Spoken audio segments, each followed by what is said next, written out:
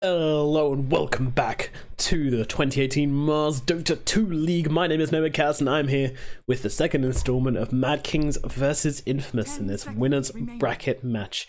This is the group stages. The winner of this match will go through to the playoffs, and we saw Infamous taking game number 1 in quite a convincing fashion. I'd love to say it was in the back of a particular hero, but pretty much it was just Pepito and the Viper and everybody just playing really well. Like Lyserg on his Rubik even did really well. Eldertime doing great. Everybody was doing really well. And Infamous just won the lane phase, and Mad Kings just couldn't find the space to come back. And of course the Terrorblade as well on Infamous did so well. Everybody did great. Everybody did their job. They must be feeling pretty good for themselves after that. But Mad Kings, well, rinse and reset. They choose a Chen and the Witch Doctor to open things up. Better than picking a Shadow Fiend in the first phase. I mean, he just got so countered last game. Really struggled to get things done. So now I like it, you know, just wipe the slate clean, come in with a new mindset, and new heroes, new mindset. Let's go. Let's see what they can pull off. Mad Kings, I want to see them take a game off Infamous. I want to see them put up a good fight, because I know that this team can do it. I mean, they got Benjers and Leo Star, you know, like a classic combo. These guys play really well together, and two of the biggest stars in SA Dota. They can do it. So let's talk about these drafts as well. With Infamous, they've managed to pull out the Dark Willow and the Sand King combination. Now, Dark Willow has been trying to find her place in this meta a little bit, but she definitely is pretty strong. We're seeing her a lot in that 4 position. She doesn't need a whole lot of farm to be useful. So what people tend to do is just kind of shove her in the 4, use that Bramble Maze or the Cursed Crown early on and get those stuns out or get them roaming. Then later on, she's going to have that Bedlam. She's going to have the double ulti, Bedlam and the Fear. And she's just such a useful hero. So, I mean, she basically got like 5 spells for some reason, so I don't know. It's not going to go have 5 spells. Rubik has even more and works really well with the Dark Willow. So what Rubik and Dark Willow do is very similar to actually what Rubik and Elder Titan do, just a little bit better, because the Bramble Maze, you level up the Bramble Maze early on. Rubik with Telekinesis, just throw them straight into those brambles, keep them rooted down, and then whichever lane you're in, someone can come in and finish the job. It's a beautiful thing to witness, and I'm sure we'll be seeing a lot of it. 5 seconds remaining. Now, Mad Kings, this time it's their turn to play with the Terrorblade. Infamous had it last game, and oh my god, it was brutal. Minos was just going absolutely crazy on that hero, really abusing that armor early on to take some engagements and just basically surviving by the skin of his teeth, but also dishing out huge amounts of damage. He's just generally doing very well for himself, so we'll see how it works in the hands of, I imagine Benjos will be playing it, or Leo Star. Omni Knight, what side of Mad Kings? I mean, I really like Omni Knight and Terrorblade as a combo. It basically means that Terrorblade's got his BKB early on, no problems, and if he gets that start to the game, it's going to be brutal to stop him taking your towers, to stop him doing everything, basically. Witch Doctor and Chen is also pretty nice, so, I mean, basically when you pick the Witch Doctor, you're taking the Witch Doctor off Infamous there. You don't want them to have a Witch Doctor versus Chen, because the Paralyzing Cast lasts much longer on creeps, so that can really cause you issues. As a Witch Doctor. Sorry, as a Chen. It can really ruin your ganks just because they'll be stunned for like 12 seconds or something stupid. So, Infamous. Gotta start picking up some calls now. They got their mid and their carry. What's it gonna be? Start making some hard decisions. Radiant team ban. Alrighty, they're gonna take the Monkey King for themselves. Now this is a Benja's favorite, and also Leo Star plays it a lot as well, so they know the hero pretty well. That is always something to think about. Like, if you're picking a hero which the enemy play a lot, then you gotta know that they understand the hero, they understand its capabilities, they also understand its weaknesses. So I always think it's actually quite brave to take a hero which the enemy knows quite well.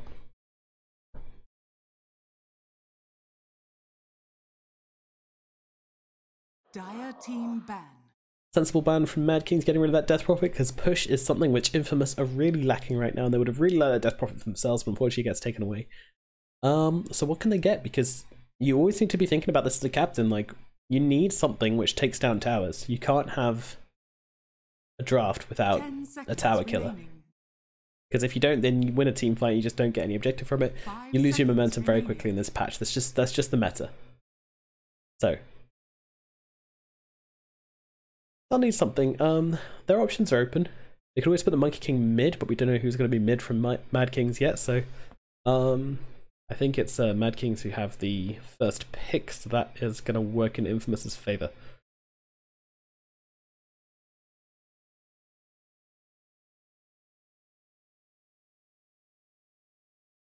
Plenty of options still available. Team pick. DK being banned out by Infamous. Okay. Could have worked well for them, actually. That was another hero I'd think. Okay, it's Infamous's first pick. They're going to go for the Queen of Pain, interestingly, so not a whole lot of push on their side, has to be said. Roshan as well, not really doable from Infamous. They're very limited in what they can do, but their gank potential is just phenomenal. I mean, this mid-game for Mad Kings is going to be absolutely insane, but then again, they have the Witch Doctor, the Omni Knight, the Chen, they have incredibly defensive heroes. Templar now select your heroes. Well, it might be one of Leah Styles' favorites, but I really dislike this pick. I mean, if it gets going, I'm sure it's going to be fabulous. Doesn't do phenomenally versus the Queen of Pain and mid. Yeah, there's a lot to break down that refraction. They've got the Sand King, the Sandstorm. The Epicenter's pretty good at dealing with it. The Dark Willow spells are pretty good with dealing with it. Bedlam tears right through it. Wukong's command just gets rid of refraction straight away. Really, really big issues here. Also, you generally want to be able to jump in and blow someone up, and I guess you can take out the Monkey King pretty quick. There's no one super tanky on the enemy team, so if she gets going, then I can certainly see the potential in this pick, but right now, I just don't fancy her chances this game. But hey, you got to take risks, right? They're going to play into their comfort zones. They're going to play the heroes they know and love, and we're going to see a bit of Queen of Pain action going on. So, Queen of Pain versus Templar Assassin. I mean, it's going to be exciting either way you look at it. Leah Stalin's favorite hero. Monkey King's out of the pool. Trying to find that courier, and he finds a banana. Nope, that's Clarity. Keep searching. Clarity again. Go on, what's it going to be? Roll the dice, and Tango. Courier, congratulations. You are now Tinkerbot 5000. Let's go. It's like Tinkerbot's day out. Tinkerbot's grand day out. He's got a little locked case on his back. What's in there? Who knows? Probably your items. Well, there is actually a bit of movement, so we'll go and look at that instead of that lovely cute little bot, as Witch Doctor's being called out here, and Queen of Pain, she could just get the blink and finish off this kill, but it's not even needed. Or maybe it is. Yeah, it looks like it will be needed. Pepita should level the blink and just finish off the kill. Oh no, Rubik gets it. Rubik had the speed, and there's your first blood, going the way of Mad King. So I'll be pretty happy with that one. Level 1 is actually very good on their team. I think maybe Mad King should have thought about that before charging their Witch Doctor down into their jungle. And this might be 3 runes, sorry, going the way of well, I was gonna say Mad Kings, but actually no one's taken this rune up here, so still this lovely bounty rune to go and... Is this a roaming monkey? What? What's Monkey King doing here? Oh, he's got a TP, I guess. Is he gonna snipe the courier and then... No. What's he doing? It's just... running past towers, looking for a courier, dancing around the enemy base. I mean, I don't know what's going on. He's missing creeps whilst this is going on though. Peter and Leah Style fighting up, and Monkey now realizes that there's nothing to be had there. Meanwhile at bottom, they're fighting it up. The heals are out onto Slandon though, and the cask bouncing around are going to be quite annoying. Monkey King's still looking for it. I mean, this is an awful lot of time spent... Well, I mean, I guess the Rubik's going to get level 2, but... Is this a roaming monkey? No, he doesn't have the items to be a roaming monkey. He really needs to get to a lane and start farming, I feel. Infamous just wasting a lot of time here, and there's that courier coming to the middle lane. And finally, at long last, Monkey King gets back into lane. And will he finally not be a courier anymore? That's my question. He hasn't even leveled anything up. Is he just BMing them? That's just the longest time anybody... I mean, I know they love doing this in SA, courier sniping with the Mischief, but... Oh, sorry, he did level Jingu. That was mad. Anyway, They've rotated the Sand King up to the top lane and left the Monkey King down here. Seems like a pretty good deal. We'll pull up those last hits. And, yep. I always think Mischief isn't abused enough in regular games, so it's nice to see, you know, in SA Dota, they're keeping it alive. They keep that Mischief going. And they always do, every game. Yeah, and then falling a little bit low on top on the Sand King, but he's going to be alright. Middle lane is where the interest is happening for me. Now, this poison ticking through on the Templar Assassin seems to be doing a pretty decent job right now, but Peter also been taking a lot of damage on the Queen of Pain, so both of them taking the damage. It's been a pretty aggressive middle lane, as expected, and these two probably, I mean, I think generally the TA does end up doing better. I don't know though, actually no, it's hard to say. Queen of Pain is really low right now though.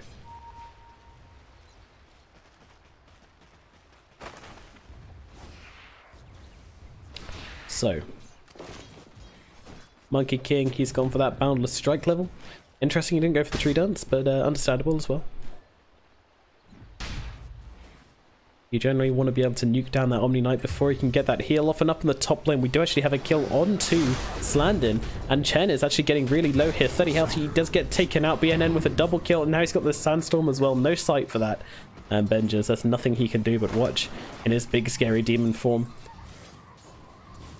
The Sand King just Darudes the Knight away. Well, he will be denied by Benjers, but I mean, it's kind of the sensible thing to do when you're laning against Terrorblade, just kill everybody else, because you're never going to kill Terrorblade. Got 12 armor. Alright, I go on about this every cast, but I just can't believe how much armor the Terrorblade has early on. It is an unreasonable amount of armor.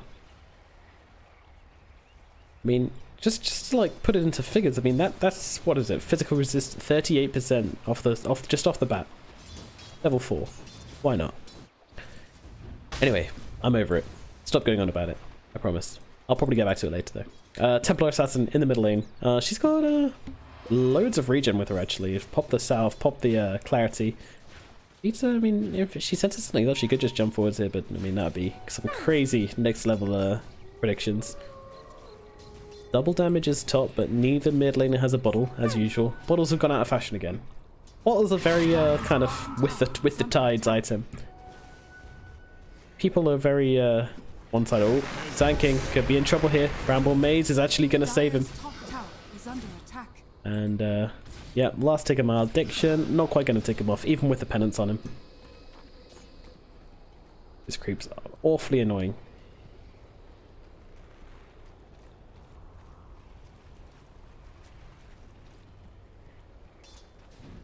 But now the bottom again, it's Monkey King versus the Omni Knight. I'm fairly sure this is a Monkey King favored lane. You're not getting what you I mean, Omni Knight, he wants to basically play the resource game, the health resource game.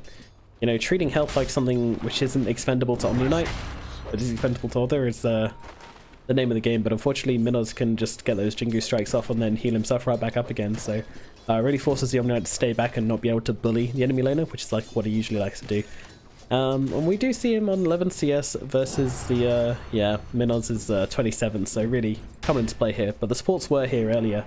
But I like the way they've rotated top now to try and put pressure onto the Terrorblade. And there's that Shadow Realm hit coming on, and now with the root as well. Benjers, he's falling low, but he manages to navigate the Bramble Maze, and the Cursed Crown won't be enough to bring him back. In fact, they're sending him back to base, to the safety of spawn.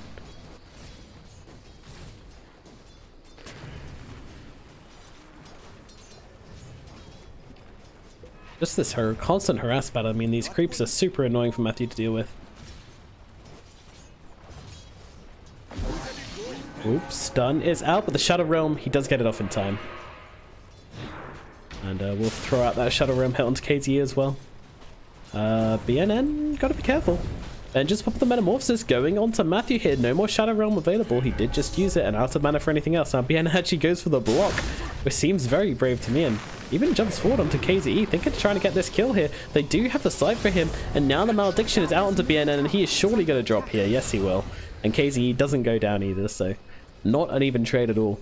There's Mad King's doing quite good work, although they find KZE. Yeah, they're just going to bully him down. He just stops. They decide to give it to the Dark Willow. That manic laughter is very, very fitting. Feels like.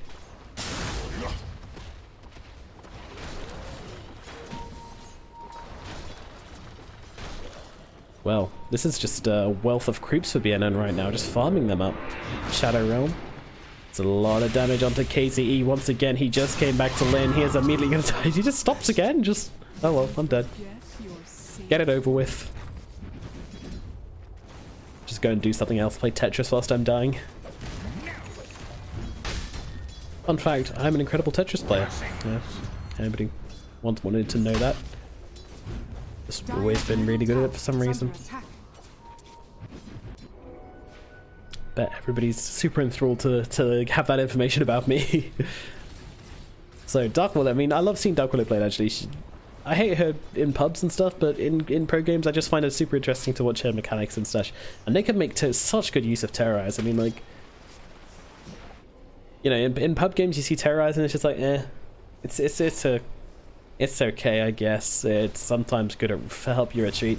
In pro games, they use this move so well.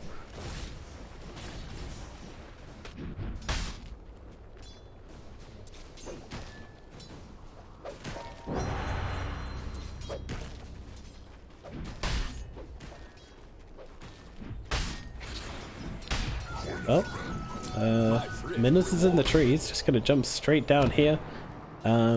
Actually got 4 levels into tree dance, interestingly. It's pretty unusual. KZE coming in. Minos senses the danger and takes to the tree line.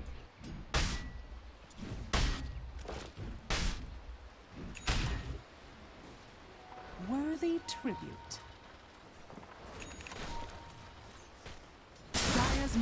Well, Terrorblade's been forced out to the jungle for now whilst the supports go and do other things. So it seems like this is a conscious decision the captain has made and said, look, we need to make some space in the other lanes, so Terrorblade, you're just going to have to hit the jungle for a little bit, wait for the creeps to come to you, and we're going to go and make some plays in some other lanes and try and open up the map a bit for Mad Kings here. Seems like a sensible thing to do, as Infamous are getting pretty far ahead in their lanes right now. I mean, Monkey King doing very well, although that said, the Star's actually doing much better than the Queen of Pain at mid. As I say that, they're actually trying to jump forwards onto the Templar Assassin and throw down the epicenter as well. They're ditching everything they can onto this Templar Assassin. She's still alive, but the Sonic Wave will finish her off. And Teddy's TP'd into this one, but may regret that in the morning as he gets taken down as well. And this is 2 kills for Infamous here. So, I mean, it's almost like they can see the net worth graph and they just shoved down Leo style all the way. I mean, these kind of, what, 5 heroes are all really close. But Infamous, you've got to take into account that the Sand King is up there as well. And the Omniite just isn't, especially after that death. But up at top, we of course have Terrorblade. Well, the moment you leave him alone, he is just going to do this. He's going to try and push your tower. I mean, he's not completely alone. BNN is here, but he's completely outnumbered, so all BNN can do is play defensively. It's actually going to be the bottom tower that falls first to the Monkey King. I mean, he was solo versus this Omniite, which isn't a good lane for Omniite, so Minos was able to put on the pressure. And also take an early tower for himself, so that's quite nice. Heading towards that Battle Fury, of course. Dire's middle tower is under attack.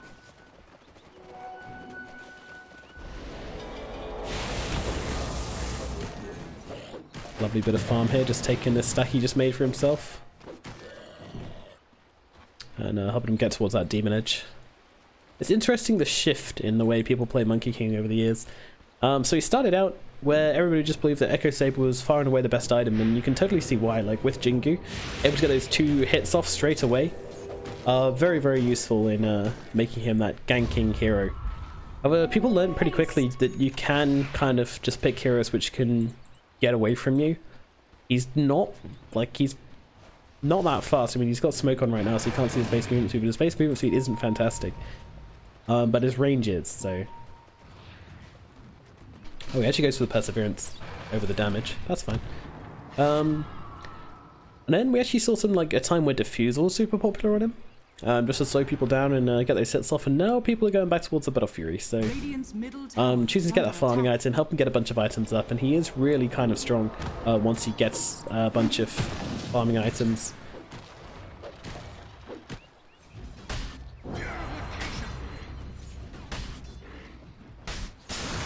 Oh, Burrow Strike forwards onto the Witch Doctor here. Slandin might be in trouble as they lift him up, send him back, and the Shadow Realm claims him. To the grave you go. It's tier 1 tower at top, it's under threat. They don't have any real pushes here. I mean, Matthew could come in and attack with his insane attack speed, but What good would that do? Looks like they're positioning themselves to make a play on this at bottom. And in they jump, timing the jump perfectly with the Omni Knight there, just keeping him locked down so he can't get a heal up or anything.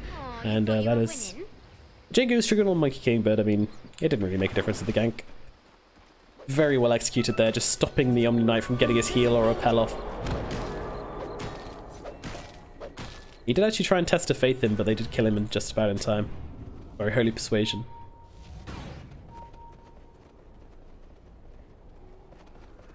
Test of faith, that's like random damage, isn't it?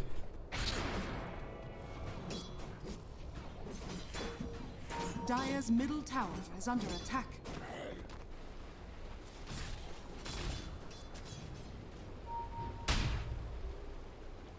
Queen of Pain, she's got an Invis rune. They're looking for a kill onto Benjis. Now Benjis is 6, he is in the danger zone, although he doesn't have mana for the Sunder. If they see this, then they're going to be more than happy to go at him. And in comes the Monkey King, and look at that, they just bring him down. The GA, way too late.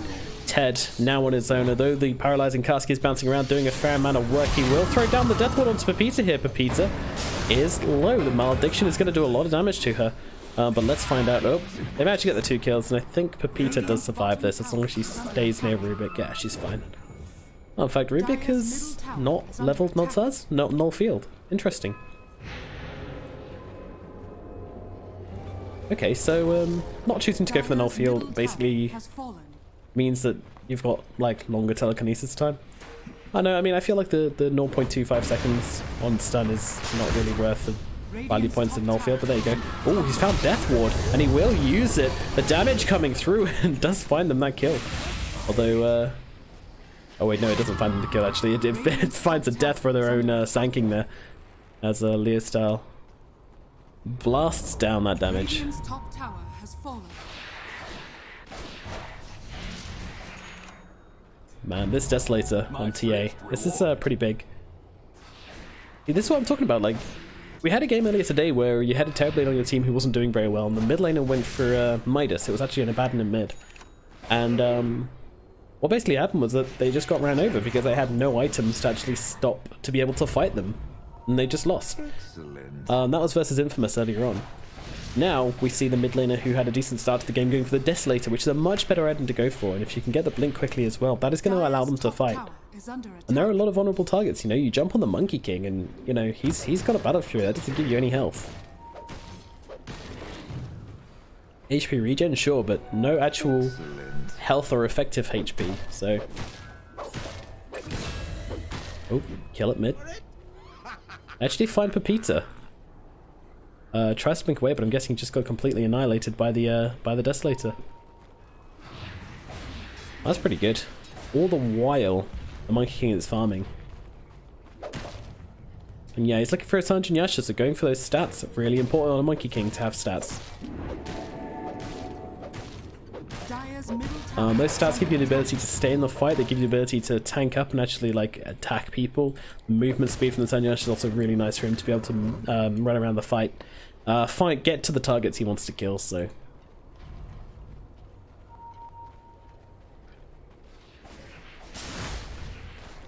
Witch Doctor the Voodoo, man. Definitely the coolest voice in the game, I would say. Just sounds very interesting. He's not stereotypical like all the demons or the weird gravelly things. He's just himself. Just a Rasta guy, the Rasta clan. And lift up onto the Queen of Pain, and the fear is out. But they just completely annihilate that Rubik. Alas, the fear was not enough to save him. Matthew just doing his best, but I'm starting to actually feel like Infamous are getting onto the back foot a little bit here. What are they waiting for? Guessing to get the Sanjin Yasha up on the Monkey King. Maybe then they might try going for some kills, but until then, what are they waiting for the Queen of Pain? So Queen of Pain's actually going for the Orchid. Ah, okay, so that's your big item. Infamous just don't really want to fight until they've got these 2 big items up. When they do, almost bet they're going to smoke up for it. Now, Templar Assassin, she's doing very well on the farm right now. She's managed to find herself a Blink Dagger and a Desolator. Far ahead of Pepita now, after a couple of good fights, a couple of good kills from her. And actually, they're going on to Minas here, but Minas is able to kill Slander, but he's all on his own. He just has to run away, but the trap is there. He actually kills the trap nicely, and now the GA! Oh, Lightning seals it! The Sunder is there from the Terrorblade, but saving the Monkey King. And Monkey King actually going on to KZE here. He's going back in. Minas isn't done. The Shadow Realm hits comes through, but Benjas, he is pretty scary. He's got the drums, he's got the Yasha. He can chase whoever he wants. And Matthew, oh my god. Really paying the price there. Crikey. This anti-armor from the Meld Strike in combination with the Metamorphosis damage is just completely insane. Meanwhile, at bottom, they are having to get back and defend. Although, KT coming in onto BNN. Eata's hiding in the trees, will be spotted. She's got Blink in 1 second, just waiting for that. Using the trees to her advantage.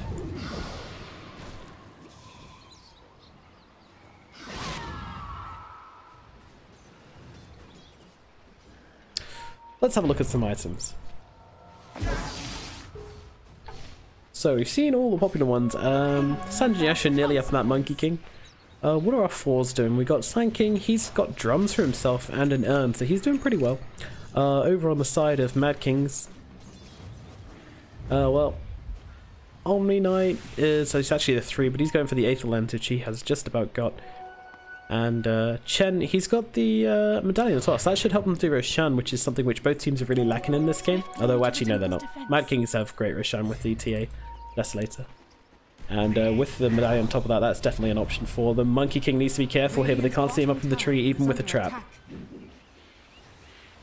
Look at this guy, like, Minos knows this hero very, very well. He's not afraid to chase. I'm getting pinged out. Guy's fearless, but he's got a whole smoke team behind him. And actually looking to clean up these Chen creeps and will be successful. Chen, he turns around to try and save his creeps, but actually ends up dying himself. So they kill the Chen and all of his creeps. How rude. That was a really cheeky little bait by Minos there, just to kill the creeps, hoping that the whole team would go on him. All they got was a Chen for it, but they also should take a tower as well. I really like that little play.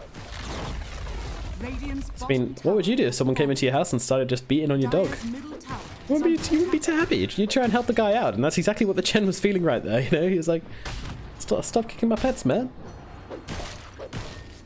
And the guy stops kicking your dog and just turns around and starts kicking you, and yeah, everybody has a bad day.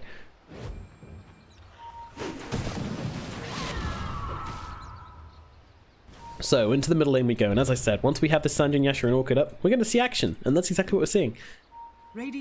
Infamous have no doubts about the stage they're at in this game. They don't have any creeps though. And, jumping straight forward onto this Witch Doctor. Minos really wants this kill and actually popping the Wukongs with the fear as well. It's doing a lot of work on the Knight. Taking not that much damage actually from Minos.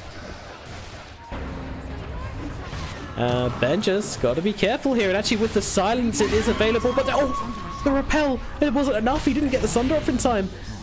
Leo Style is on a killing spree though, and now with the epicenter ripping through, but the GA is used. And well, Leo Style is looking really scary right now, although the Burrow Strike does find Ted. Oh, one more hit, 2 more hits, sorry. Does she have the sight? No, but she does have the trap. And that should tick him through. There we go, ultra kill for Leo Style. So things looking unfortunate for Infamous right now, though a lot of people died in that fight. Let's just see where the gold's going. Definitely to Mad Kings, and almost all of it to Leo Style. A little bit going to that Chen as well. So that is a bit of a dent in Infamous's armor. I mean, it's not a huge, well, it is actually kind of a huge loss. At least they got the Terrorblade, but Leo Style is just looking really scary on this hero. 5k gold, way ahead on the net worth now. Minos unfortunately did die in that fight. He did his best. He jumped in. He oh, okay. It's just farming some creeps.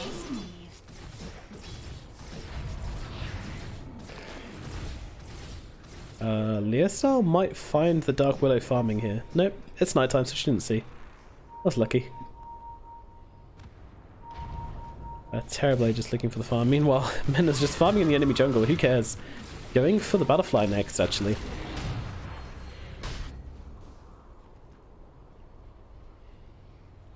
Looking out now, he is suffering from nighttime vision, which is very, very small radius indeed.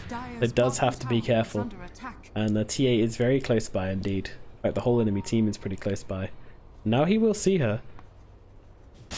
They don't know what's right behind though, and actually, with that Terrorize coming through, going to send all of those creeps back. I think Infamous just came very close to giving away a little bit too much there. As I say that, though, the Sand King, he's maledicted up, and with a Death Ward as well, BNN is going to hit the deck. He is definitely dead. Meanwhile, Monkey King is getting himself out of there, so Infamous just trading one kill. Meanwhile, Peter up at the top lane. Just looking to clear through this creep wave, push some towers, put some pressure on. Roshan is going to be the next thing on the menu for Mad Kings though. And look at how quickly he is going down. This is the anti-armor from Melt, the Medallion, the Desolator. So many anti-armor stuff. And Monkey King is trying to make a play here. He actually throws down the Wukongs, but it is too late. Roshan is already dead, although they might be able to take the Aegis at the very least. Yes, they can. But it's Leo Style who's up on the high ground looking to kill some supports, finds one, popping the BKB, which he's just about got. Benjes, he does manage to get the Sunder off, but they still kill him all the same. But now Leo Style's coming in. Minas, where do you go? He's trying to heal through it, but he just can't do it. He does die in the end to Ted's heal from the Purification. Queen of Pain, she is long gone out of here and back to pushing this top lane. They just can't find the damage to lock down Leo Style. I mean, Terrorblades, he's getting ruined every single time, but Leo Style is absolutely styling on this game right now. BKB, Desolator, Blink Dagger, I mean, poor old Rubik and poor old Sand King and Dark Willow, just constant targets of this ridiculous amount of damage coming out. He's just skipping straight past the carries and going straight for the weak points, and like an arrow to the knee, Infamous are falling every time. Worthy tribute. Very telling net worth though here. I mean, we see the Leo Style well in front. Then we have the Monkey King and the Queen of Pain, both together trying to fight off against this Templar, but actually more focused on the Terrorblade. I think that's the way to go. I mean, Terrorblade, he's looking for IS scanning next. When he gets that item, I think that is the point where Infamous will be on the back foot. No matter, unless it's like 40 minutes. It's a huge item. It really is a huge pickup versus the Monkey King. He just does so much against him. Like, Monkey King needs to have the mobility in the team fights. And if he gets hit by that, then he's going to be very, very slow. And he can't hit as quickly as well, which is really important for getting those Jingus off as well. So, yeah, really, really important. Can't really stress that enough. Like, the IS Scaddy is such a good item versus Monkey King. Same with Shivas as well, but unfortunately there are no Shivas builders on Mad Kings. I guess the Omni Knight can consider going in for A1 but he's actually going for the Aeon disc.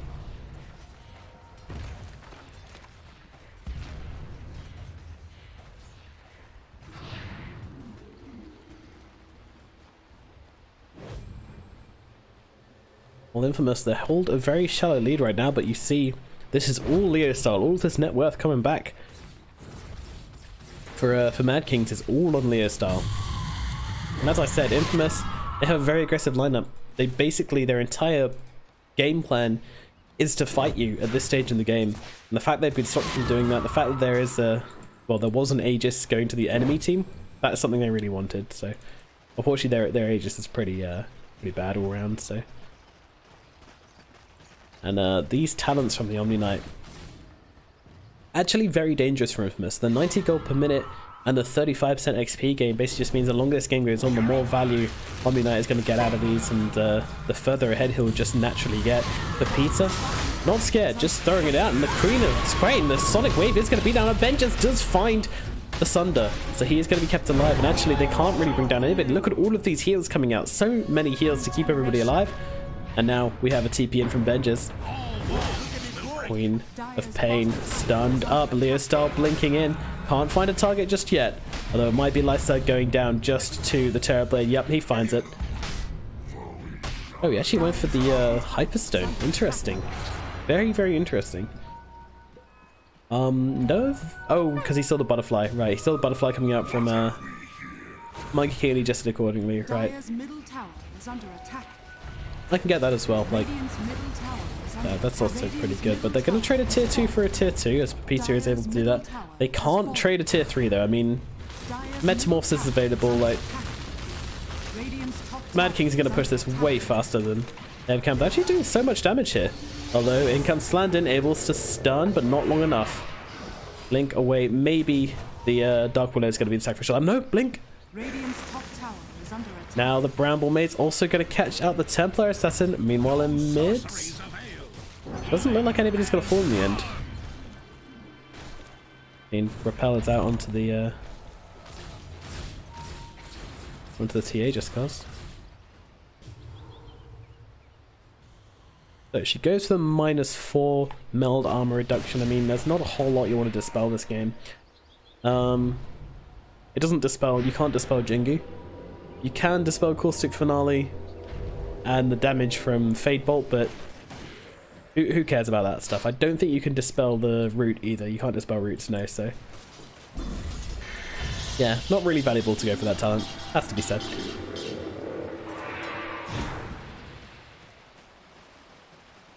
Sideblade Spill Paralyzes. Still haven't seen that. Everybody I've seen goes to the Refraction Interest. But, well, actually I haven't seen that many TA games at all, really, so... quite excited to see if we get to level 25. Which is not that far off, but we have a nice stun onto 2 here, and with the Fear as well, the GA is able to get off. The Wukong's just completely futile right now, but now the GA is gonna run off, and the Sonic Wave ripping through the GA anyway. And now, the Witch Doctor just able to get off a full-length Death Ward, but it really doesn't do a whole lot. Now Benjaz, he just wants to get off that Sunder and will be successful in doing so, but it is on to the Monkey King, who can just get his health right the way back from the Jingu, and Benjaz is going to hit the deck. But now Leostal, he's going to find the Monkey King. Monkey King trying to get through the trees, but can't quite do it. It's godlike onto Leostal. What can they do versus this Templar Assassin? Matthew trying to find him up. Pepita can't do it. No one can do it. No one can bring down the repelled Templar Assassin. They're trying their best, but they just can't get her. As she picks up another one. Matthew and Queen of Pain just call it a day. They're just...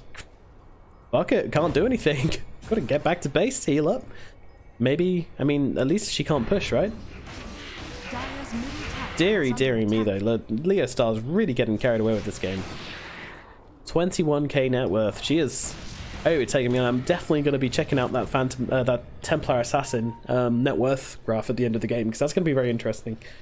I'm pretty sure her laning phase was like okay, and then everything was okay, and then she just got that Desolator quite early, and then just made so much use out of it.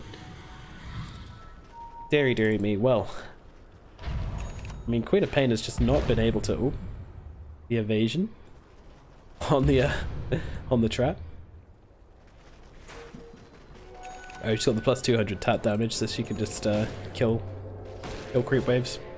I mean, it is really good. It's just good for killing creep waves, the silent trap damage. I need to play more TA. See, I see heroes like this. Oh, the Bloodthorn is a huge pickup. I mean, even the Orchid's a huge pickup. Versus both of these heroes, like Monkey King, maybe not so much the Monkey King, but definitely the Queen of Pain. And definitely the Dark Willow as well. Like, she's really vulnerable to this, but she's going to go straight onto the Monkey King. Monkey King, what can you do? He actually manages to get the Jingu off, but the Silent Stick is just going to bring him down. Doesn't matter how much you heal through it, you're still taking damage, and that percentage-based damage on the... look at that, well played, thrown out by Minos. Oh man, Mad Kings. They're looking scary right now. They need to find a way to take down this Templar Assassin. Now jumping in, they find the Queen of Pain. She knew there was a Silent Stick in the game, but Pepita, well, she might be able to get away, but the reflection will give her away. Yep, there we go, magic to CP out of this one. But 47 seconds until the Monkey King is here. Meanwhile, the rest of Infamous are doing their job. They're pushing out. They're pushing hard. Let's see what can be done. Link up from the Sand King. This feels quite dangerous. Get silenced up. Gonna throw out that Yules onto the enemy, not to himself, looking for a career, and yeah, it's just gonna die. Okay. I'm not really too sure how he expected that to go down. I'm sure he had a plan in his mind. Just use the TA, jump to the tree line, link to the tree line, and then life will be good. But unfortunately, well, Mad King's had other plans, and now, I mean, the Monkey King is back. Can they take this fight? It's going to be hard for sure. Monkey King getting to the trees, he's being pinged out. They're pinging and pinging and pinging. Now the Terrorize comes out. They actually landed on everyone. head is still here, though they have to be careful of this Guardian Angel. It's such a big deal. Minnows just playing it dangerously, playing it fast and loose. He's being pinged out every tree he goes for. And jumping from tree to tree to tree. Actually popping the Wukongs now and will be able to find that kill onto Slanded. And look at the damage coming through. They take out KTA as well. But down goes the Queen of Pain. And down goes the Monkey King. My god, Benjers. He has turned up to this game. He has just turned up to this game. Well, the Curse Crown is used on him. The buybacks are used and they are able to take down Benjers. But now, who's up in the air? Well, it is Leostyle. In the tree line, actually trying to do the damage here, but the stolen Guardian Angel from the Rubik is actually absolutely huge. And now they do find the Omni Knight, but they don't find the TA. I mean, the repel onto the TA, so brave from the Omni Knight, just saying like, you need to get out of here. And still, this Templar Assassin just refuses to go down. 11-1. 11-1 in a professional game of Dota. That is doing very well for herself there. They can't bring down Leostyle. Now, Roshan could be huge. They do ping it out, but Roshan is just going to take them way too long without the Monkey King. They might go for it anyway, but I don't think it's possible. No, Queen of Pain, she's actually upgraded her Bloodthorn to the... Sorry, she's upgraded her Orchid to the Bloodthorn.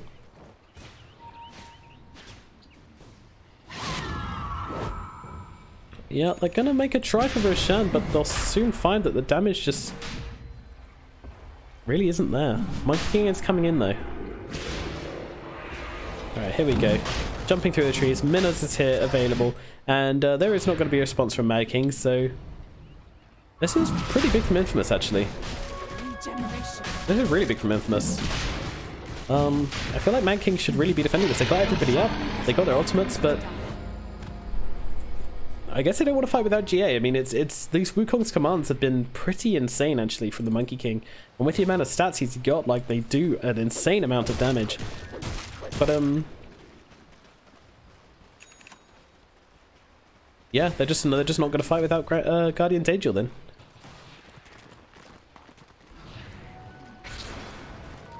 I mean, I can respect that. Here's E. What's he going for? He's actually got a Helm of the Dominator. He's got the Helm of the Dominator and Medallion of Courage. Oh, I love it. This Chen doesn't have enough creeps normally, so you got to get that Helm of the Dominator just to get your creep count up a little bit more. Double damage.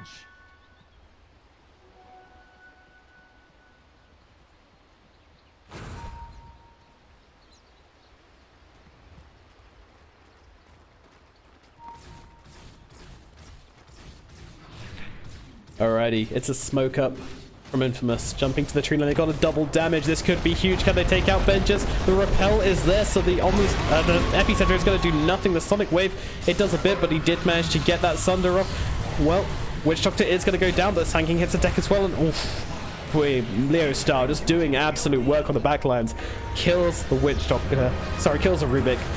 Takes down the Aegis. Meanwhile, Leostyle actually getting out here is for Pizza.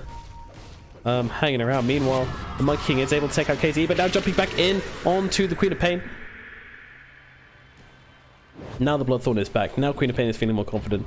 So, 3 heroes on the side of Mad Kings, 2 on the side of Infamous.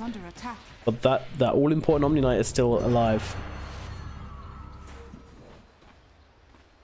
That is a big one. That is, they need to take down this Omni. Although he did use the Guardian Angel again. In response to the Wukong's command, as always.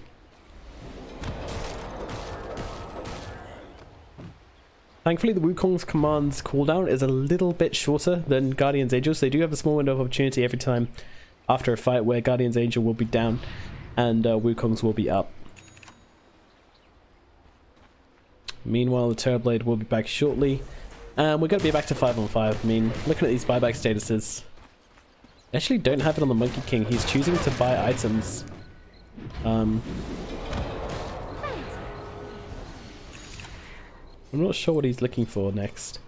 He's got the Manta Star. Okay, he's going for the Manta, yeah, to get rid of this Bloodthorn. Pretty smart. Completely needed. Completely needed. So, yeah, I'm actually all on. Because, I mean, buyback doesn't matter if, like, you're going to die twice to the Bloodthorn anyway, so Mance Star, much better choice in this option. Who needs a cloud? Like, just because it's late game doesn't mean that the buyback is more important than whatever item you're going for. Sometimes you just gotta weigh up the value of the item you're building. So, Mad Kings are kind of gathering around the top lane, looking to push out. I mean, every second this game goes on, the stronger Benjis gets. He hasn't had the most phenomenal games, but he is still farming and he is still a Terrorblade, and at the end of the day, as long as he's hitting creeps at some point, he's gonna get to that uncontrollable level, and they're doing a good job of shutting him down in the team fights, but in kind of sacrifice to that, the Templar Assassin has been getting a really good game in. Dire's top tower is under attack. Up at top, there might be a fight brewing. Slandon's winning in the trees. Dire's top shrine is under attack. No, I don't think so. It's just a Terrorblade illusions. There you go.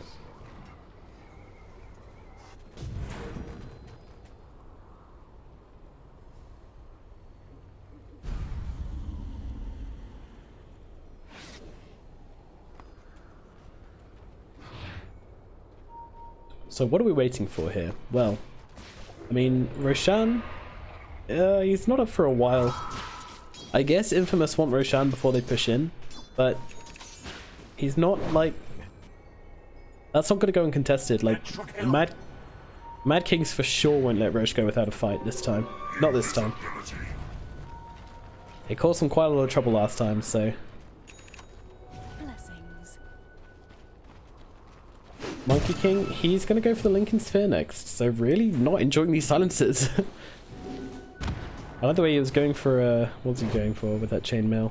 Oh, Assault Cuirass. And now he's just changed his mind and gone, oh, actually the two cores are going to run up the high ground on Infamous. Even popping the Wukongs just defensively here. Now the Fortify comes out, and if you come forward, you're going to have to walk through the Wukongs, which even then does a lot of damage to Benjis. And now the GA is thrown out, and that is an Aghanim's GA, and look at the Death Ward joking around. It's actually going to drop the Monkey King, just like that. Well, Trap is stolen by Rubik, but what does it matter as he is just blown up and taken out of the game. Very odd plays by Infamous there. I think they just really wanted the Shrine advantage. I mean, if they take that tier 3, then they can take the Shrine, and then Rosh becomes a much easier feat. But unfortunately, I don't know, like, the Wukongs isn't even that good at zoning, because the problem with a circle is that you can go around it. And that sounds like the most stupid thing I've ever said, but it's just, when you think about it, like, it's true. Like, and that's exactly what happened. Like, Terrorblade just came in from the side, and like the moment his team were there to available to back him up, like one guy came in Viz through the middle, I think it was Chen. The moment they were all there, just go on him, and you can just attack him from every angle. And now, Mad Kings, they want a buyback. They don't even want Roshan, they want a buyback. And this may be the first tier 3 of the game. Yep, there it goes. Benjis takes it. And now the Epicenter coming through and is able to deal the damage onto Benjis. Actually, Sanking jumping onto the backlines, trying to take down the support. Now the Sunder is there. Matthew does drop to the Templar Assassin, who is just going crazy in the backlines. My god, getting a triple kill. There's no supports left. They've just been all mullered. Leo Style getting away with everything she wants to this game, and I think that has been the downfall of Infamous. It's just Leo Style jumping in on the back lines, killing its supports. If you don't protect your supports, you can't unlock the full potential of your cores. Dire's middle tower is under attack. This is a valuable lesson for Infamous, as every single fight just seems to be a complete repeat, time and time again. Like, they focus so much. Oh, Ted might get caught out here, which is actually a pretty big pick off. Maybe they get Roshan off this. Roshan could be something, but oh, he's not up. He's not up for 44 seconds.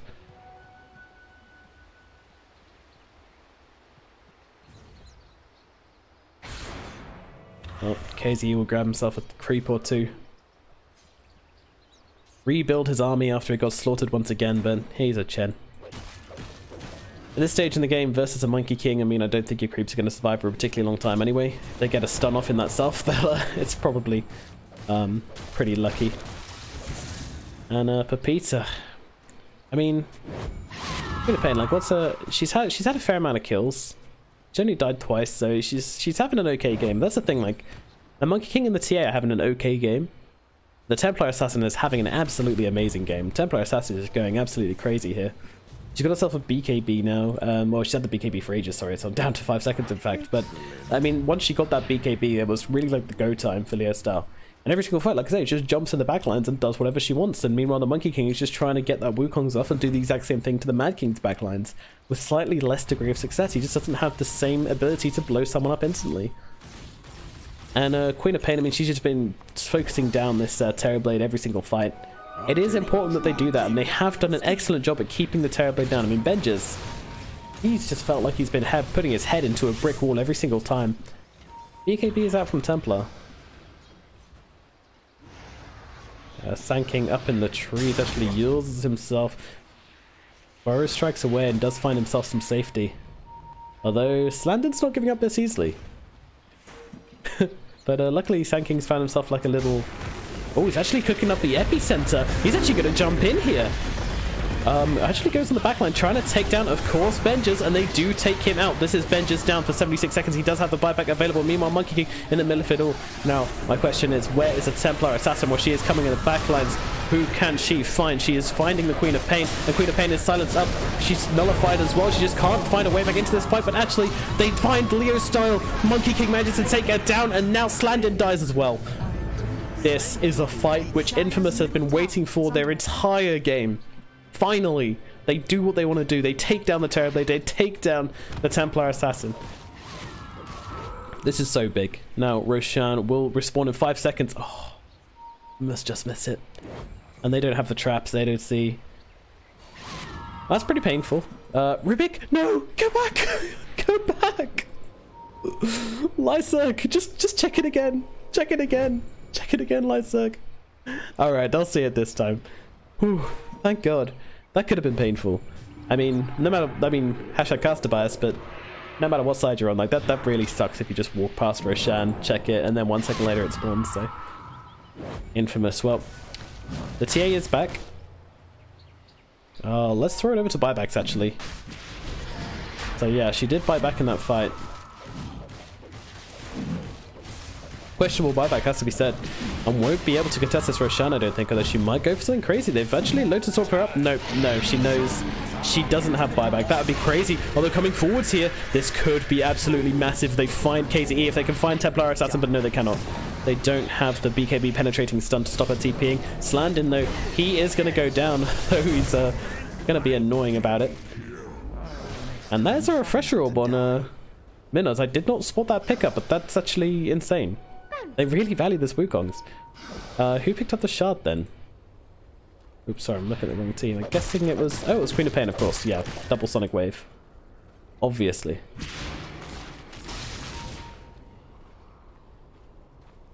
Yeah, the Scream, Fear, plus the Fear from Dark Willow. Excellent skills.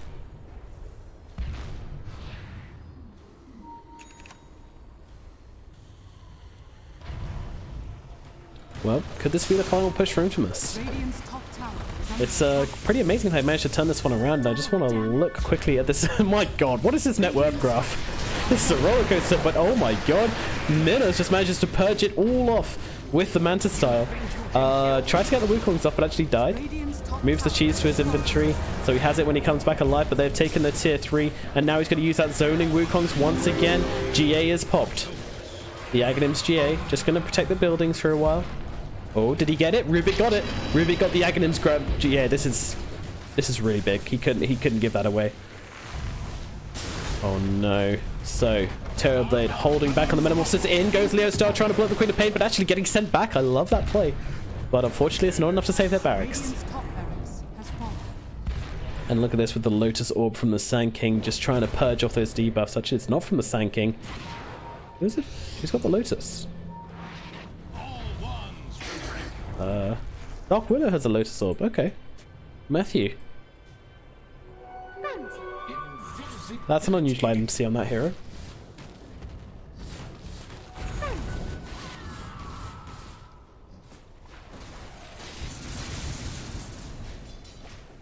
So, Pizza.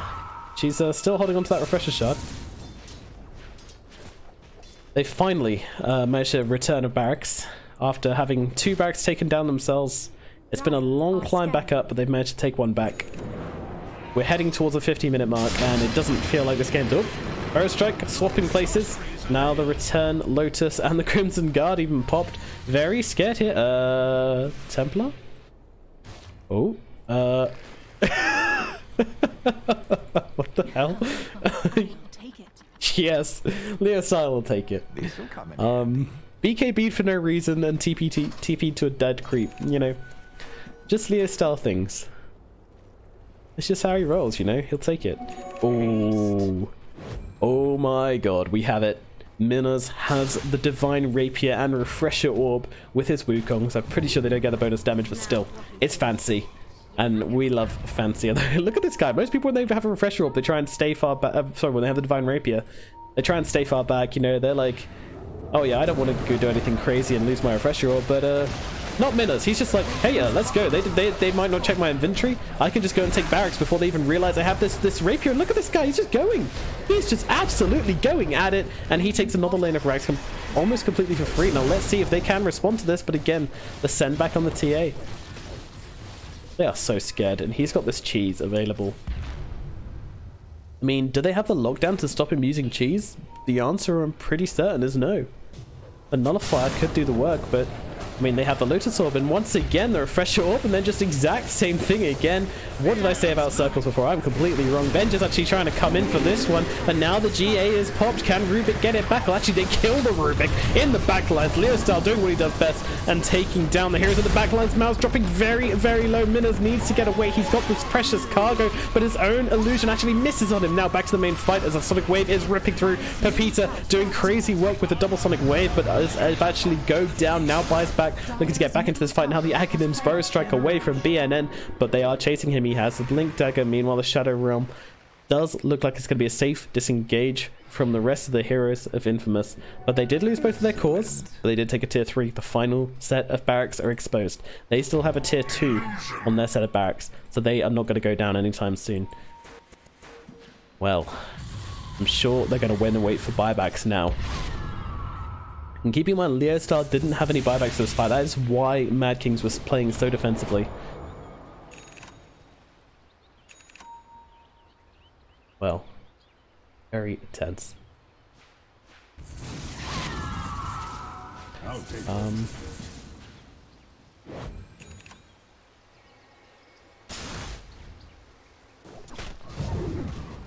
Radiant's bottom shrine is under attack.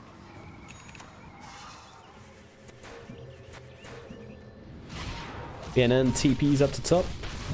Just as, I mean, this guy is so farmed. Everybody in this game is so farmed. I mean, look at this. The lowest net worth is 6.5k on the Rubik, and he's still got Blink and Ghost Scepter. I mean, I guess that's just 50-minute games for you. Right, let's have a look at hero level. So who's joined the 25 club? I mean, we have the plus 100 armor Wukong's Command. Ah, this makes sense now. I was being a very silly caster and not really analyzing the situation properly. But what happened was he just used a Refresher Orb. He's not interested in the Wukong's Command. He's interested in the 100 armor. I mean, that is a lot of physical resist.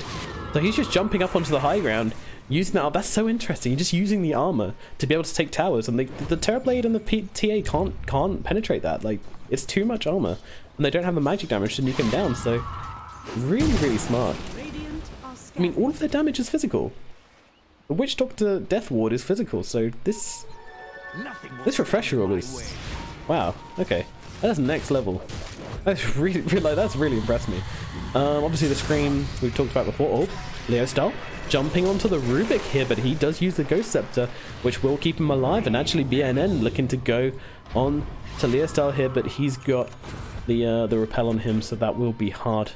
And yeah, Leo Style, he's got the +4 refraction instance. Still haven't seen Psyblade spill paralyzes. Probably the weirdest worded thing in Dota I've seen. And here we go, once again, just popping that Wukong's. Look at his armor, look at all that armor. What's it, 87% resist? Even then, the Terrorblade is still blasting a damage into him. What? This is 100 armor and he still goes down. Who gets the Rapier? Queen of Pain. She is on a rescue mission right now. Protect the goods, Queen of Pain. Get out of there. And Pepita looks like she is going to survive the escape. Lyserg Going to be the sacrificial lamb, unfortunately, but he is more than happy to draw their attention away in order to get this rapier to safety. Jesus, well, even 86% physical reduction is not enough to save you from the wrath of Terrorblade. Good lord. Well, let's have a look at buyback stages. I mean, clearly we can see the Monkey King, he's got to come back into this game. The Ancient is exposed, and that is what they're tagging. Luckily, they have the back door, but the creeps are marching in. Matthew now has this Scythe of Vice. Who has buyback and who does not? There's no buyback on Queen of Cane. There is no buyback on the Monkey King Infamous. It is all hanging in a loop. And Monkey King. Just monkeying around. I mean, wouldn't that be an epic way to end the game? Just sitting in a tree and like two-hitting the the Terrorblade from the tree line. That'd be hilarious. Sorry, I'm clowning. That's the thing though, I've never seen Mischief used like that. I mean, obviously in pro games they know every tree, they know every little particle of the map, but still, even sometimes, you know, during those clutch moments, you could turn to a tree and just bamboozle everybody. I know, I don't think it happens enough.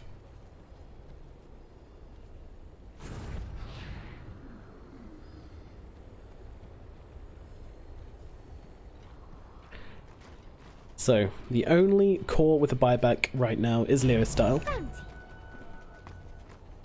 In fact, Benjas has bought out his buyback. His is off cooldown, but he's actually bought the, oh, okay, the Manta, I think it was, he just bought. No, he's had that for a while, I think. I'm not sure. What didn't he have? I can't even remember anymore.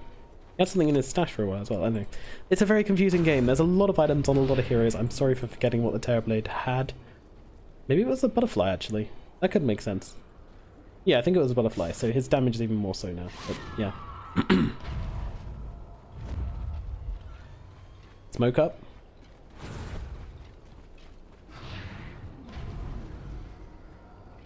There is no one from Infamous here, though. Infamous are doing all the things.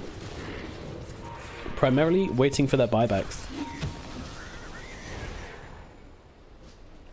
These illusions. They're nothing to play with. Illusion. Illusion. I mean, Mad Kings are kind of just running down mid right now. The question is, if they take a team fight where they just send Templar Assassin into the backlines and just try and go as quickly as possible, like, do they win that fight? I don't know, but here we go. Benjas, he's just taking chunks out of the Ancient. I mean, they got to be careful here. They do have the Fortify available, but oh my god, the damage Minas is taking right now. Even though he gets off the Wukongs, Benjas has to get out of it, and the damage coming through onto Minas isn't enough to bring it down. Meanwhile, they are able to take on Leo style in the background, but she is the one with buyback, but Benjas is able to take down the Monkey King, and he does not have buyback, and that is a rapier. Whose hands is it in? I don't even know, but it is BNN going down on Leo style. It looks like Mad Kings are going to do it. They pop the GA, but the Fortify is out from Infamous. What can you do, Infamous? It's a last-ditch attempt. Benjas, he sunders his teammate, in fact, to keep himself alive. Anything to keep Benjas alive, and they finish the game. Oh my god. Mad Kings, they take it in the most clutch way possible. Anything to keep that Terrorblade alive. My word. Jesus. Well, I'm not sure who had the rapier at the end. Who had it? It was on the floor. It was on the floor. Nobody had the rapier in the end. Oh my god. Well, we are going to a game 3. One word to describe that match. You know, I don't even know. Brutal. It was just, it was long, it was complex. Look at this graph. Look at this graph. What is it? This is SA Dota, everyone. This is SA Dota. Mad Kings, they seemed like they had it, and then they just threw it away, but Infamous picked up the slack, but then all of a sudden, the Terrorblade was able to keep on taking down. I mean, I loved the idea of the Monkey King with the ultimate, with the plus 100 armor, the fresh orb, and with the rapier, but it just didn't work out. They underestimated the damage of the Terrorblade, unfortunately. So that, unfortunately, I think is the main thing to look at their downfall. And one thing I do want to do here is just highlight this Templar Assassin, who had an absolutely phenomenal game. I mean, compare that to the Monkey King, and you will see the Templar Assassin on top the entire time. She just kept on murdering those supports, and it was brutal. It really was. Alright, my name's NomadCasts, and we'll be back with game number 3 to find out who takes home, or who gets through to the playoffs. Don't go anywhere. You won't want to miss this.